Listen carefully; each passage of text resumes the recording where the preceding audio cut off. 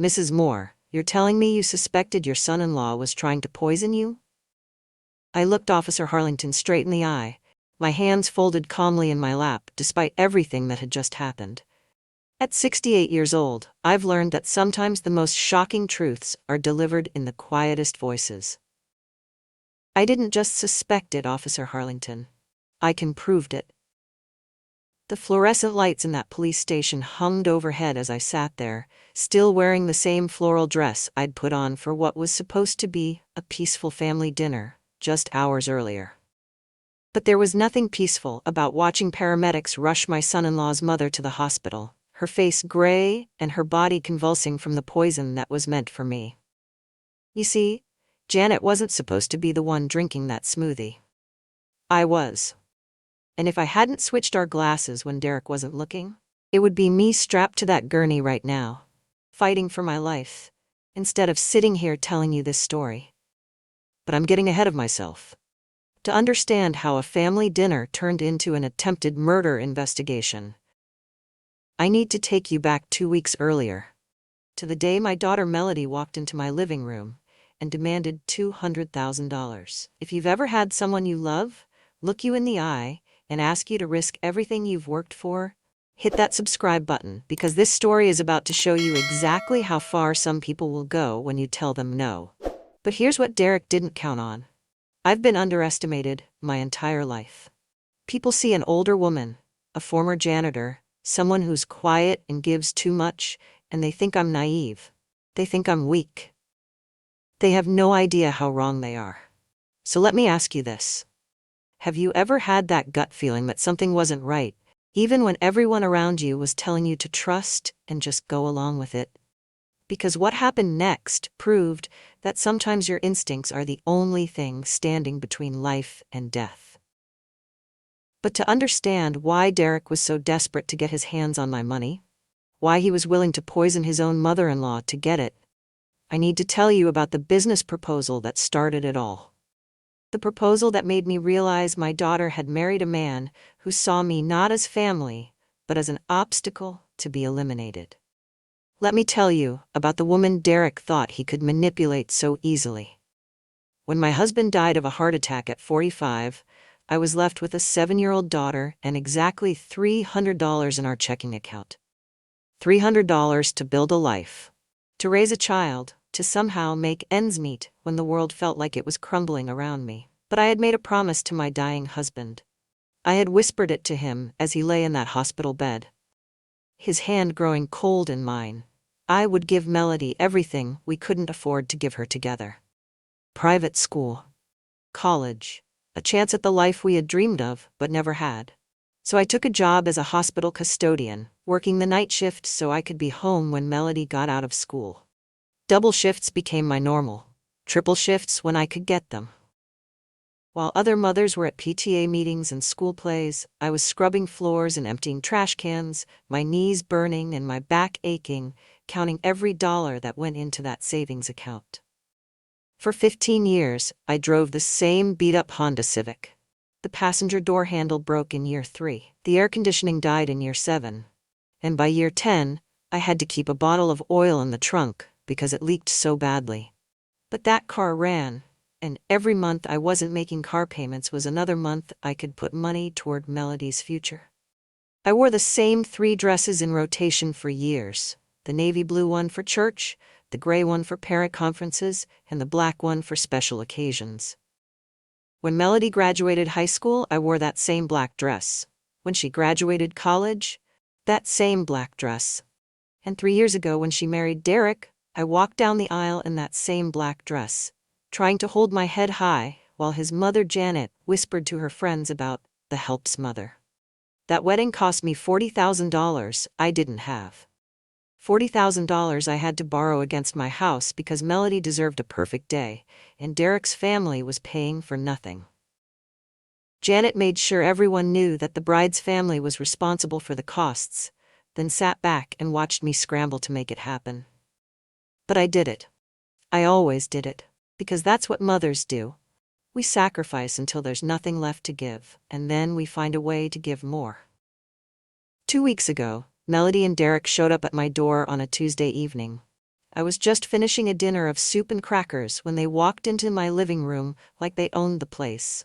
Derek was carrying a leather portfolio that looked more expensive than my monthly grocery budget, and Melody had that nervous energy she gets when she's about to ask for something big. "Mom, we have an incredible opportunity," she started, but Derek immediately took over the conversation. That should have been my first red flag, the way he silenced my daughter with just a look. "Vivian, I'm going to cut straight to the chase," Derek said, settling into my armchair like he was holding court. "I've developed a revolutionary app idea that's going to disrupt the entire food delivery industry. We're talking about the next Uber Eats, but better. Much better." He opened that fancy portfolio and spread out papers covered in charts and graphs that looked impressive but meant nothing. Technical jargon, market projections, user interface mock-ups. It was all very official looking, very convincing. Or it would have been, if I hadn't spent 30 years watching people try to dress up bad news in pretty packages. "We just need $200,000 in seed money to get this off the ground," Derek continued, his smile never wavering. "It's a sure thing, Vivian. We'll have your money back within 6 months, plus interest." $200,000. My entire life savings. Every double shift, every missed meal, every sacrifice I had made for 30 years, sitting in that bank account waiting for my retirement. "Can I see the business plan?" I asked, reaching for the papers. Derek's hand slammed down on them faster than you could blink. "Mom, you wouldn't understand the tech world," Melody said quickly. "These are complicated algorithms and market analysis reports. Just trust us." Trust us. Those two words that every con artist uses when they're asking you to stop thinking and start believing. "What about market research?" I pressed. "Who are your competitors? How do you plan to get customers? What's your revenue model?" Derek's smile faltered for just a second, but it was enough. In that split second, I saw something cold and calculating flash across his face. "You're just a janitor," he snapped, his mask finally slipping. "What do you know about business? This is Silicon Valley level stuff, not mopping floors and emptying trash cans." The room went silent. Melody's face turned red, but not from embarrassment for her husband, from embarrassment for me. "Mom, you're being paranoid," she said, her voice getting sharp. "We're family. Derek wouldn't lie to us. You're being ridiculous with all these questions." Family. Another word that gets weaponized when people want something from you. "I worked 30 years for that money," I said quietly. 30 years of 16-hour days, of missing your school plays and birthday parties, of driving a car held together with duct tape and prayers. That money isn't just sitting there waiting for a good investment opportunity. That money is my security, my safety net, my ability to take care of myself when I can't work anymore." Derek stood up so fast his chair scraped against my hardwood floor. "You're being selfish and small-minded," he spat. "We're offering you a chance to be part of something bigger, to help your daughter build a future, and you're worried about your little nest egg." "This is exactly what I expected," Melody said, following Derek toward the door. "You've always been like this, Mom. You hoard money like it's going to save you from everything, but you won't invest in the people you claim to love." They stormed out, leaving me sitting in my living room surrounded by the echo of their accusations. Selfish, small-minded, paranoid. All because I asked basic questions about a business plan and refused to hand over my life savings. That night, I lay awake staring at the ceiling, wondering if maybe they were right. Maybe I was being too cautious, too suspicious. Maybe I should trust Melody's judgment about her husband. But deep down, in that place where 30 years of hard-earned wisdom lives, I knew something was very, very wrong. The next morning, Derek showed up at my door with a bouquet of expensive flowers and that practiced smile of his. The same smile that had fooled my daughter, the same smile that had probably fooled a lot of people. "Vivian, I owe you an apology," he said, stepping into my kitchen like the argument the night before had never happened. "I was out of line. You have every right to ask questions about the investment." He set those flowers on my counter and pulled out a chair, settling in like we were old friends having coffee. "I brought you something," he continued, producing a small box of gourmet tea. "It's a special blend, supposed to be great for energy and mental clarity." I thought maybe we got off on the wrong foot, because we were both tired. You know, Vivian, he said, at your age, it's important to have someone younger looking out for your interests. These investment decisions are getting more complicated every year. Maybe I should take a look at your portfolio, help you make sense of it all. Janet started calling me too, her voice dripping with fake concern. Vivian, dear, Derek mentioned you seemed a little confused about the business proposal. You know, at our age, sometimes our judgment isn't as sharp as it used to be. Maybe you should let the young people handle the complicated decisions. Our age. As if 68 meant I'd lost the ability to think for myself. But I was watching. 30 years of cleaning offices had taught me to be invisible, to observe without being noticed. And what I observed was Derek's eyes constantly scanning my house, looking at family photos where bank statements might be visible in the background. His hands casually rifling through mail on my kitchen table. His phone camera pointed at documents he thought I wouldn't notice him photographing. The herbal teas he brought started smelling strange. Sweet, but with an underlying chemical odor that reminded me of the cleaning supplies at the hospital. I would accept them graciously, thank him for his thoughtfulness, and the moment he left, I would pour them straight down the kitchen sink. You should really try the teas I've been bringing, Derek said during one visit, his eyes watching me a little too intently. They're expensive, specially formulated for people with your health concerns. I didn't have any health concerns, but apparently, in Derek's mind, I was supposed to. Each day brought new pressure, new manipulation tactics, wrapped in the language of love and family concern. But with each passing day, I became more certain of what I was dealing with. This wasn't about an app or an investment opportunity. This was about a predator who had identified his prey, and he wasn't going to stop until he got what he wanted. The question was, how far was he willing to go? Friday evening, Derek suggested we all have dinner together at my house. Family time, he called it, though we hadn't had a real family dinner in months. What made it even stranger was that Janet was coming. Derek's mother, who usually treated visiting my home like slumming it in the wrong neighborhood. I spent the afternoon cooking Derek's favorite pot roast, setting my dining room table with the good china I rarely used. When they arrived, Janet swept in wearing a designer dress that probably cost more than my monthly grocery budget, while Derek carried a large gym bag that seemed oddly heavy for a dinner visit. Vivian, you look tired, Janet announced before even saying hello. Are you getting enough sleep? At our age, we really need to be careful about our health. Our age. There it was again, that subtle reminder that I was supposed to be declining, supposed to be vulnerable. Dinner went smoothly enough, though I noticed Derek kept checking his phone and glancing at his watch. Janet, for once in her life, was being almost pleasant to me, asking about my garden and complimenting my cooking. It felt wrong, like actors reading lines they'd rehearsed. After dessert, Derek disappeared into the kitchen and returned with a tall glass filled with thick, greenish liquid. Vivian, I made something special for you, he said, setting it down in front of me with a smile that didn't reach his eyes. It's a wellness smoothie, packed with supplements, spinach, protein powder, special herbs for energy and mental clarity. The smell hit me immediately.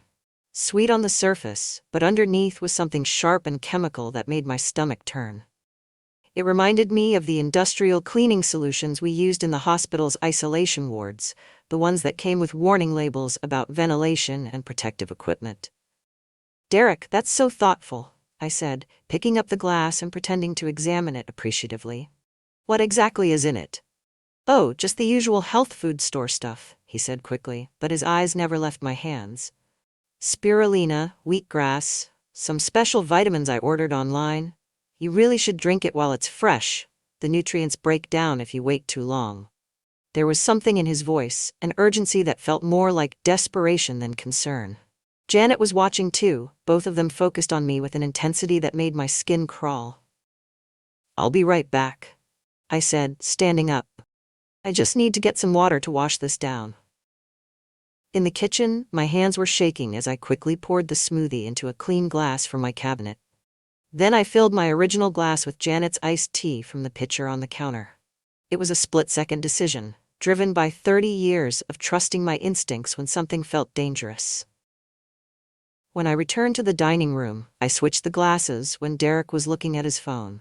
Janet's iced tea now sat where the smoothie had been, and the smoothie was in front of Janet's place setting. "Here's to family," Derek said, raising his wine glass as I sat down. His eyes were locked on my face as I lifted the glass of iced tea to my lips and took a small sip. Janet had been reaching for her glass absently while talking about her bridge club, and she took a long drink before I could stop her. Not that I would have. By then, I needed to know what Derek had put in that smoothie. Within 20 minutes, Janet's words started slurring. "I feel strange," she mumbled, her hand going to her forehead. "Dizzy, nauseous." Derek jumped up immediately. "Mom, are you okay? You look pale." But Janet was getting worse by the minute.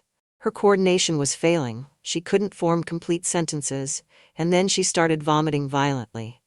Derek was pacing, his panic genuine now, but not for the reasons he wanted us to believe. "It must be her medication," he kept saying, louder each time. "She takes so many pills, sometimes they interact badly. This has happened before." Except it hadn't. I could see it in Janet's confused, terrified eyes as her own son lied about her medical history while she fought to stay conscious. "I'm calling 911, I said, already reaching for my phone. "No, wait," Derek grabbed my arm. "Let's just get her some water, help her to the bathroom. She'll be fine in a few minutes." But Janet wasn't going to be fine. She was sliding out of her chair, her body convulsing, foam forming at the corners of her mouth. Whatever Derek had put in that smoothie was designed to kill. While Derek was bent over his mother, trying to hold her upright and continue his charade about medication interactions, I slipped into the bathroom and dialed 911. Then I made a second call to the police, whispering that I suspected someone had been poisoned at my address. The paramedics arrived within minutes, followed closely by 2 police officers. As they worked on Janet, loading her onto a stretcher with an IV already running, Derek kept up his performance. "She's been so confused lately," he told the paramedics. "Sometimes she takes her pills twice or mixes them with alcohol. I'd been worried this would happen." But I still had that sample of the smoothie in my kitchen. And I still had the taste of Janet's iced tea in my mouth, sweet and normal and completely harmless. If you've ever watched someone you thought you knew reveal themselves to be a complete stranger, someone capable of poisoning their own mother to cover their tracks, hit that subscribe button, because this is just the beginning of how deep Derek's deception really went. At the hospital, Janet was fighting for her life in the ICU, while doctors ran test after test, trying to identify what was shutting down her organs. Derek paced the waiting room, his performance of the concerned son continuing, even though it was just us there. "I don't understand," he kept muttering. "She was fine this morning. This came out of nowhere." But it hadn't come out of nowhere. When the police arrived to take statements, I asked to speak with Officer Harlington privately. In a quiet corner of the hospital corridor, I told him about the smoothie, about switching the drinks, and about the sample I'd saved in my refrigerator. "Mrs. Moore, that's a very serious accusation," Officer Harlington said. "Are you certain about what you're telling me?" "I'm certain enough that I saved evidence," I replied. "And I'm certain enough that if I hadn't switched those drinks, it would be me in that ICU bed instead of Janet." When they questioned Derek, his story started falling apart immediately. First he said Janet had been feeling sick all day. Then he said she'd seemed fine. He couldn't remember what medications she was taking, couldn't explain why he'd brought a gym bag to a family dinner, couldn't account for the 2 hours he'd spent alone in my kitchen preparing the smoothie. The lab results came back within hours. The smoothie contained a sophisticated cocktail of substances designed to mimic the symptoms of natural decline. Compounds that would cause gradual organ failure over weeks, making it look like Janet had died from age-related health problems. The dosage suggests this wasn't meant to kill immediately, the toxicologist explained to Officer Harlington. It was designed to cause a slow decline that would look natural. If Mrs. Moore had been drinking this regularly, she would have become increasingly confused and weak over several weeks before eventually succumbing to what would appear to be natural causes. When they searched Derek's computer, They found months of research into untraceable poisons, inheritance laws, and power of attorney procedures. Browser history showing searches for how to prove someone is mentally incompetent, and natural-looking toxins that don't show up in basic blood tests. But the most damning evidence was in his bank records. Derek had already spent money he didn't have, writing checks against credit lines he'd maxed out, taking loans with the collateral of my house, a house he didn't own and had no legal claim to. He had been so confident that my inheritance would be his that he'd already started spending it. Derek's arrest was just the beginning. When police started investigating his revolutionary app idea, they discovered it was completely fabricated. He had used artificial intelligence to generate fake business plans, created fictional user testimonials, even built a mock website that looked legitimate but had no actual functionality. The business that was going to disrupt the food delivery industry didn't exist. It had never existed. But Derek had done this before. The investigation revealed a pattern stretching across 3 states and going back nearly a decade. Elderly women, usually widows with substantial savings, who had met Derek through various means, online dating sites, community centers, through family connections. In Colorado, there was Megan, 73, who had given Derek $50,000 for a real estate investment that never materialized. She died 6 months later from what doctors called natural causes, but now they were exhuming her body for testing. In Arizona, there was Ruth, 69, who had signed over power of attorney to Derek after becoming increasingly confused and forgetful. She died in a nursing home Derek had placed her in, and he'd inherited everything. Her death certificate listed natural causes, but the timeline was remarkably similar to what had almost happened to me. In Nevada, there was Patricia, 75, who had married Derek after a whirlwind romance. She died on their honeymoon from what appeared to be food poisoning, leaving Derek as her sole beneficiary. The pattern was always the same. Derek would identify vulnerable women with assets, gain their trust through charm and manipulation, then systematically isolate them from family and friends while slowly poisoning them into compliance or death. When Janet recovered enough to speak, she revealed the final piece of the puzzle. Derek had been stealing from her for years, forging her signature on checks, using her credit cards for his expenses. But more than that, he had been psychologically manipulating both her and Melody, convincing them that I was the problem. "He told me you were hoarding money selfishly," Janet whispered from her hospital bed, tears streaming down her face. "He said you were getting senile and paranoid, that you needed to be managed for your own good.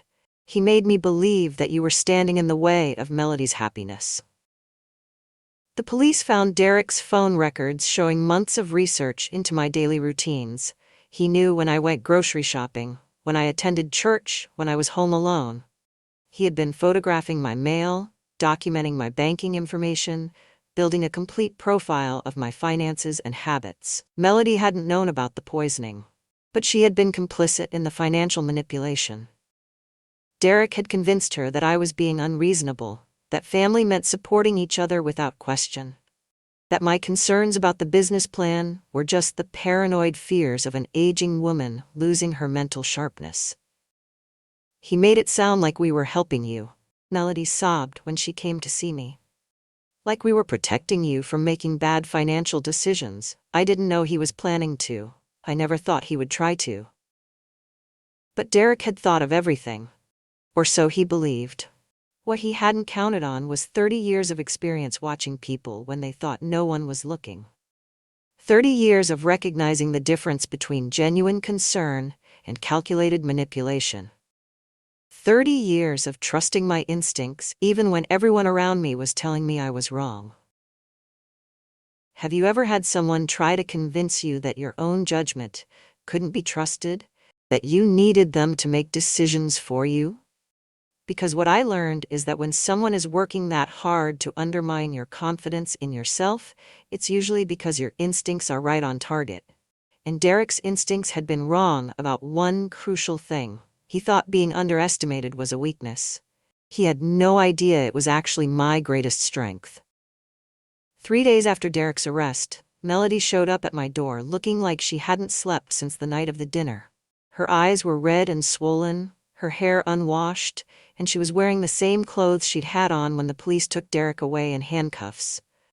She stood on my porch for a long moment, just staring at me, before the tears started flowing again.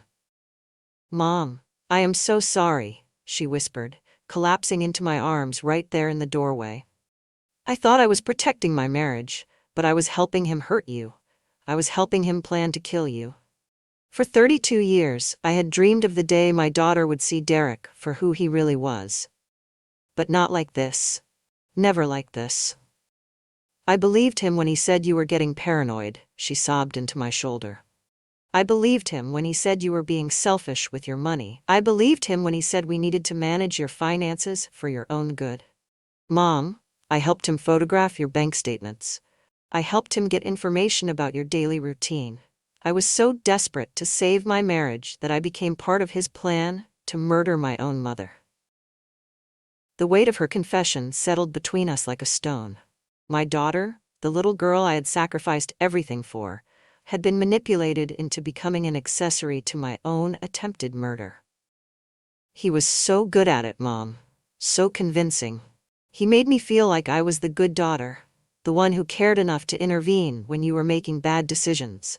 He made me feel like questioning him meant I didn't trust my own husband, didn't believe in our marriage." That's the thing about master manipulators. They don't just target their primary victims, they turn everyone around them into unwitting accomplices, making each person feel special, chosen, like they're the only one who truly understands the situation. Every time you asked reasonable questions about the business plan, Derek would tell me later that it was proof you were losing your mental sharpness, Melody continued. Every time you hesitated about giving us money, he'd say it showed you cared more about hoarding wealth than helping family. He twisted every normal, healthy boundary you set into evidence of your declining mental state. The trial moved quickly once the evidence mounted. Derek's court-appointed lawyer tried to argue that it was all a misunderstanding, that Derek had simply been trying to help me make better financial decisions. But you can't argue with toxicology reports, computer search histories, and a pattern of dead women across 3 states. Derek was sentenced to 8 years for attempted murder and elder fraud. 8 years for systematically targeting vulnerable women, for stealing their life savings, for slowly poisoning them, while convincing their families it was for their own good. 8 years seemed like nothing compared to the decades those women had worked for the money he stole, the years of life he had taken from them. But it was something. It was acknowledgement that what he did was wrong, criminal, evil. Watching him led away in shackles, I felt something I hadn't expected. Not satisfaction or revenge, but a deep, profound sadness. Sadness for all the women who hadn't been suspicious enough, hadn't switched the drinks, hadn't saved a sample for the police. Sadness for my daughter, who had been so thoroughly manipulated that she'd nearly helped orchestrate my death. Sadness for Janet, who had raised a monster and nearly died for it. Melody filed for divorce before Derek was even sentenced. She moved back to her maiden name, back to being Melody Moore instead of Melody Williams. It was a small gesture, but it felt like reclaiming something Derek had stolen from our family. "I don't know how to live with what I almost did," she told me one afternoon as we sat in my garden, both of us still processing the enormity of what had happened. "I don't know how to forgive myself for being so blind, so easily manipulated." "The same way I'm learning to live with it," I told her. "One day at a time, one choice at a time, one moment of deciding to move forward instead of staying trapped in what almost happened." The most unexpected development was my relationship with Janet. The woman who had spent 3 years looking down on me, calling me the help's mother, treating me like I was beneath her social status, became my closest confidant. "We were both his victims," she said during one of our daily phone calls while she was still recovering. "He spent years conditioning me to see you as the enemy, as someone who was standing in the way of my son's success. I was so proud of him for managing difficult family situations, for taking charge when the older generation was being stubborn." Janet and I started meeting for coffee twice a week, 2 women in our late 60s, discovering that we had more in common than either of us had realized. We both had been widowed young. We both had sacrificed for our children. We both had been systematically isolated and manipulated by someone we had trusted completely. He told me you were jealous of my wealth, Janet admitted during one of these conversations. He said you resented that Melody had married above her station, that you were trying to sabotage their marriage out of spite. Meanwhile, he had been telling Melody that Janet thought I was beneath their family, that I was an embarrassment they had to manage carefully. Derek had kept us all separated, suspicious of each other, never comparing notes long enough to realize we were all being fed different versions of the same lies. When the local news picked up the story, Derek's other victims started coming forward. Women who had survived his manipulation, families who had lost mothers and grandmothers to his schemes, people who had suspected something was wrong but had been told they were being paranoid or jealous. The Colorado victim, Margaret, had a daughter who called me crying. I knew something was wrong when Mom started getting confused and forgetful so suddenly, she said. But Derek convinced me it was natural aging, that I was in denial about her declining mental state. I let him put her in a care facility because I thought I was helping her. The Arizona victim, Ruth, had a sister who had been cut off from contact in the final months of Ruth's life. Derek said Ruth was getting agitated around family, that visitors were making her more confused, she explained. I respected what I thought were Ruth's wishes, communicated through Derek. I had no idea she was being isolated, as part of his plan. Each story was the same. Derek identifying vulnerable women, gaining their trust, then systematically turning their families against them, while slowly poisoning them into compliance or death. The methods varied, but the pattern was identical. 3 more bodies were exhumed. 3 more toxicology reports came back positive for the same compounds that had nearly killed me. 3 more families learned that their mothers, their grandmothers, their aunts had been murdered by a man who had convinced everyone he was trying to help. But here's what Derek never understood about the women he targeted. We weren't victims because we were weak, or naive, or easy to manipulate. We were targets because we had something he wanted, resources we had spent our lives accumulating, wisdom we had gained through decades of experience, strength we had developed through years of survival. Derek saw our age as vulnerability. He saw our kindness as weakness. He saw our willingness to help family as stupidity. He was wrong about all of it. And that's exactly why he's spending the next 8 years in prison, while I'm sitting in my garden, finally free to enjoy the life I spent 30 years building. 6 months later, I'm kneeling in my garden on a Saturday morning, my hands deep in the rich soil as I plant a row of sunflowers. The sun is warm on my back, and for the first time in years, I feel genuinely at peace. Vivian, where do you want these marigolds? Janet calls from across the yard, holding a flat of bright orange flowers. She's wearing gardening gloves I bought her last week, and a sun hat that makes her look 20 years younger. This is my life now. Janet comes over 3 mornings a week to help with the garden, to drink coffee on my back porch, to share stories about our grandchildren and our dreams for retirement. The woman who once called me the help's mother is now one of my dearest friends, bonded by the shared experience of surviving our own family member's attempt to destroy us. Right along the border there, I tell her, pointing to the space we cleared last weekend. They'll get good morning sun but be protected from the afternoon heat. Janet moved to a senior community just 15 minutes away from my house. She sold the big house Derek had been eyeing for his inheritance, downsized to a comfortable 2-bedroom apartment, and put the proceeds into a trust that he can never touch. We're both learning what it means to live for ourselves, instead of constantly giving pieces of ourselves away. Every Thursday, Melody comes for dinner. Our relationship is healing. Slowly, but genuinely. There's an honesty between us now that didn't exist before, born from the shared trauma of almost losing each other to Derek's manipulation. I'm learning to trust my own judgment again, she told me last week as we sat at my kitchen table.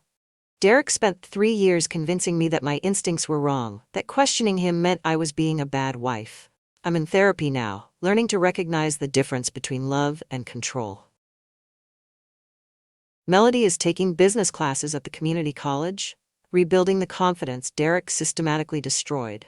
She's dating again too, though she's taking it slow, applying the hard-earned wisdom about red flags and manipulation tactics.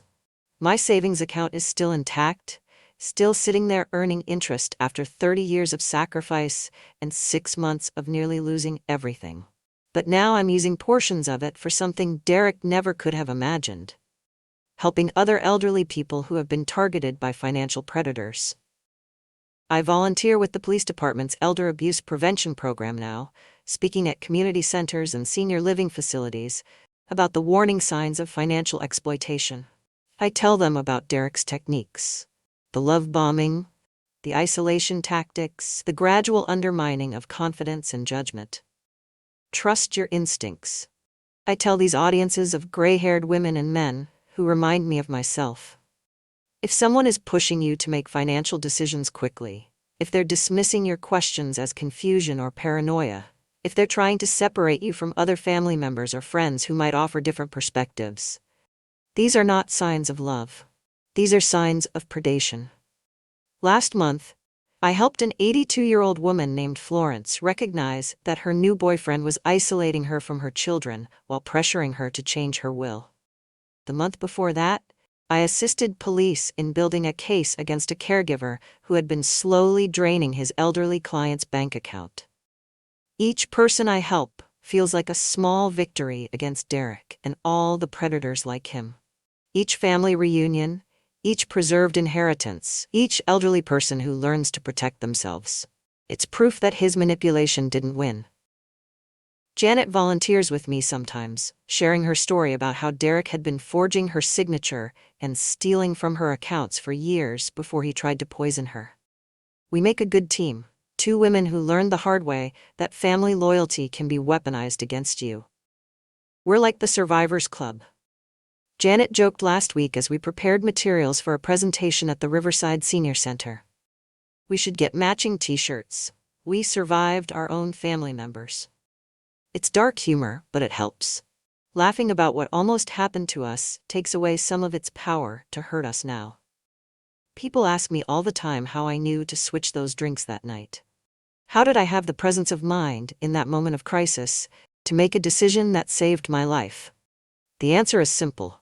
30 years of cleaning hospital rooms teaches you that when someone is desperate to give you something you didn't ask for, there's usually a reason. And it's rarely a good reason. In those hospital hallways, I watched families make difficult decisions about loved ones who could no longer make decisions for themselves. I saw the difference between genuine care and people positioning themselves for inheritance. I learned to recognize the smell of something dangerous, whether it was a chemical spill in the supply closet or a family member who was a little too eager to help with finances. Most importantly, I learned that when multiple people are telling you to stop thinking and start trusting, it's time to think harder, not less. Derek thought my age made me vulnerable. He thought my background as a janitor made me stupid. He thought my willingness to sacrifice for family made me easy to manipulate. But here's what Derek never understood. I spent my whole life taking care of others. Learning to protect myself wasn't selfish. It was survival. Every double shift I worked taught me resilience. Every sacrifice I made taught me the value of what I was protecting.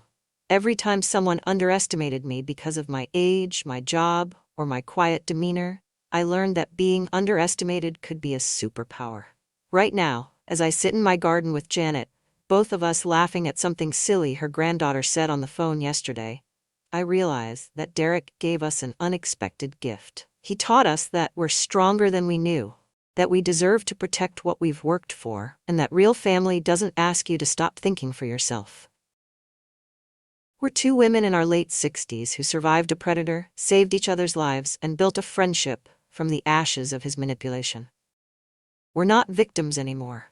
We're survivors. We're thrivers. We're proof that it's never too late to recognize your own worth and fight for it. The sunflowers we planted this morning will bloom in late summer, tall and bright and impossible to ignore.